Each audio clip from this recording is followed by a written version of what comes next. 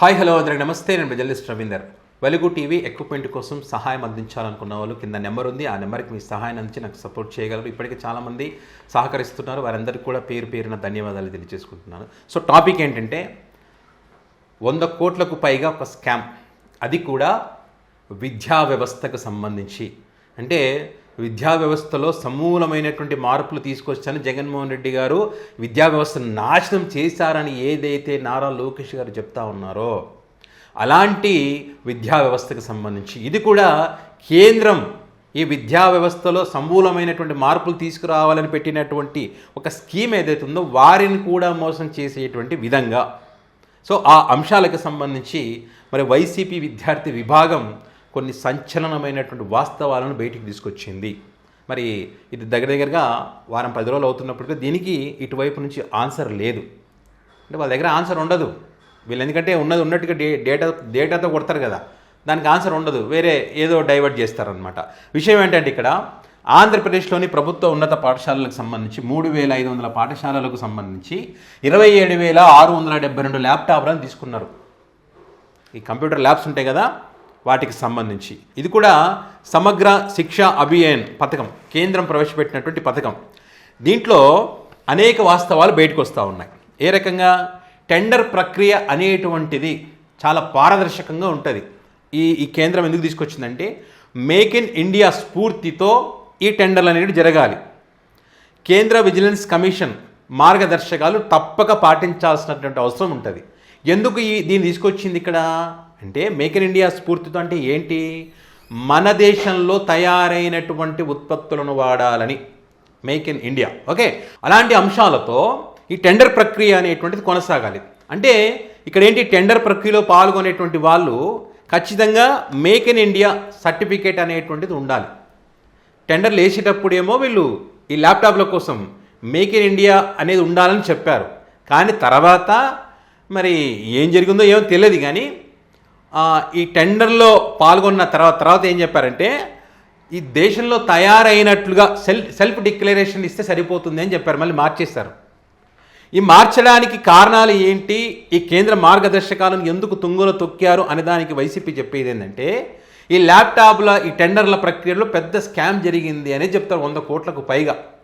ఏం ఆధారాలు చెప్తారు వాళ్ళు, ఇక్కడ 27,672 ల్యాప్టాప్లు తీసుకోవడం కోసం సుమారుగా ఇప్పుడు ఉన్నటువంటి హై కాన్ఫిగరేషన్ అనేటువంటి పక్కన పెడితే మీడియం కాన్ఫిగరేషన్లో సిస్టమ్ 8GB ర్యామ్ ఇట్లా 1TB ఇట్లా ఉంటాయి కదా, దాంట్లో అవి తీసుకుంటే కనుక తక్కువ 45,000 నుంచి 50,000 వరకు ఉంటాయి ల్యాప్టాప్స్.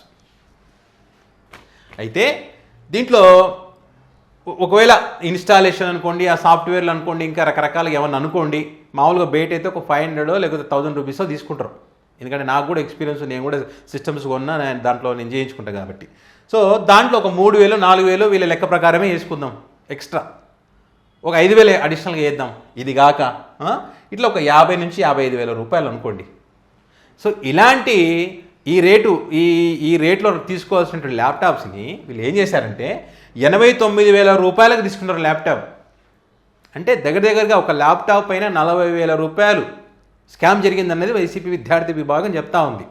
ఇందులో టెండర్లో పాల్గొన్నటువంటి వాళ్ళు తక్కువ కోట్ చేసిన శాన్ బెనిట్ ఫస్ట్ దీంట్లో ఉంటే సెల్కాన్ వాళ్ళు 2వ ప్లేస్లో ఉన్నారంట. ఈ ఇద్దరు కలిపి వీళ్ళకి 70%, వీళ్ళకి 30% ఇచ్చారంట బాధ్యతలు ల్యాప్టాప్లు కొనుగోలుకు సంబంధించి. అంటే ఇది ఇక్కడే చెప్తారు, ఇట్లా ఇచ్చిన దాంట్లోనే అర్థమైపోతుంది అని చెప్పి. అంటే ఈ ల్యాప్టాప్లకు సంబంధించి వీళ్ళు కేటాయించింది 246,39,70,224 రూపాయలు ల్యాప్టాప్లో కేటాయించారు. సో ఇక్కడ దీన్ని బట్టి ఏమర్థమవుతుంది, ఒక్కొక్క ల్యాప్టాప్ దగ్గర 89,000 రూపాయలు పడింది. ఇది ప్రజల సొమ్ము కాజేశారు, ఎవరి జోబుల్లోకి పోయినవి అని చెప్పి వైసీపీ విద్యార్థి విభాగం ఈరోజు క్వశ్చన్ చేస్తూ ఉంది. ఇవన్నీ అంటే ఇక్కడ ఆంధ్రప్రదేశ్ ఈ సొమ్ము ఎవరిది, ఇప్పుడు కేంద్రం నుంచి పథకం వచ్చినా ఇక్కడి నుంచి వచ్చినా అది ప్రజల సొమ్మే కదా.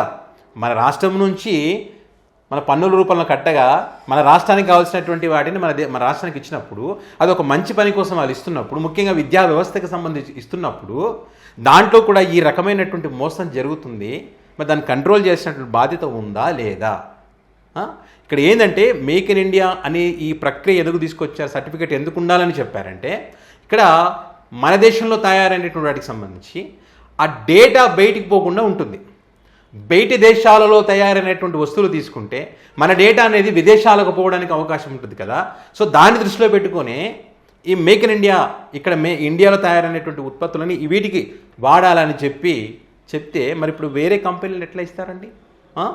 ఇప్పుడు జస్ట్ ఈ టెండర్లకు ముందు ఒక మాట చెప్పి టెండర్ల తర్వాత దేశంలో తయారైనట్లు సెల్ఫ్ డిక్లరేషన్ ఉంటే సరిపోతుందనేటువంటి మాట ఎందుకు మార్చారు? ఇక్కడ మీరు డబ్బులు నొక్కేశారు అండ్ ఇక్కడ డేటా కూడా వేరే మన ఇప్పుడు ల్యాప్టాప్లో ఎవరైతే తీసుకుంటారో డేటా విద్యార్థులు ఎవరైతే వాడతారో వాళ్ళ డేటా బయటకు పోవడానికి అవకాశం ఉంటుందా లేదా? సో చాలా పెద్ద స్కామ్ అన్నది వైసీపీ విద్యార్థి విభాగం చెప్తా ఉంది. సో కాబట్టి ఇక్కడ ఖచ్చితంగా స్కామ్ జరిగింది, వాటికి ఇవే ఆధారాలు, సిబిఐ ఎంక్వైరీ వేస్తే మొత్తం బయటకు వస్తుందని చెప్తా ఉన్నారు. సో కాబట్టి ఈ ల్యాప్టాప్ల విషయంలో టెండర్ల ప్రక్రియలో పెద్ద స్కామ్ జరిగింది, ప్రజల సొమ్ము దోచుకున్నారు, ఈ నిజాలన్నీ బయటికి రావాలంటే ఖచ్చితంగా సిబిఐ ఎంక్వైరీ వెయ్యాలనేటువంటిది వైసీపీ విద్యార్థి విభాగం నుంచి ముఖ్యంగా ఈ అంశాలన్నిటికి సంబంధించి YCP student wing working president Ravichandra మరి అనేక నిజాలను బయట పెట్టినటువంటి పరిస్థితి.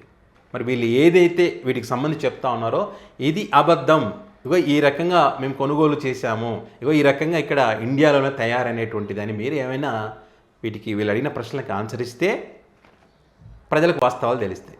ఆన్సర్ ఇస్తే మీరు తప్పు చేయనట్టు, మీరు ఆన్సర్ చేయకుండా మౌనంగా ఉన్నారంటే వీళ్ళు చెప్పిందే నిజం అనుకోవడానికి అవకాశం ఉంటుంది. సో ఇది విషయం. సో మరి ఈ అంశానికి సంబంధించి మీ అభిప్రాయాన్ని కామెంట్ రూపంలో పెట్టగలరు. Thank you.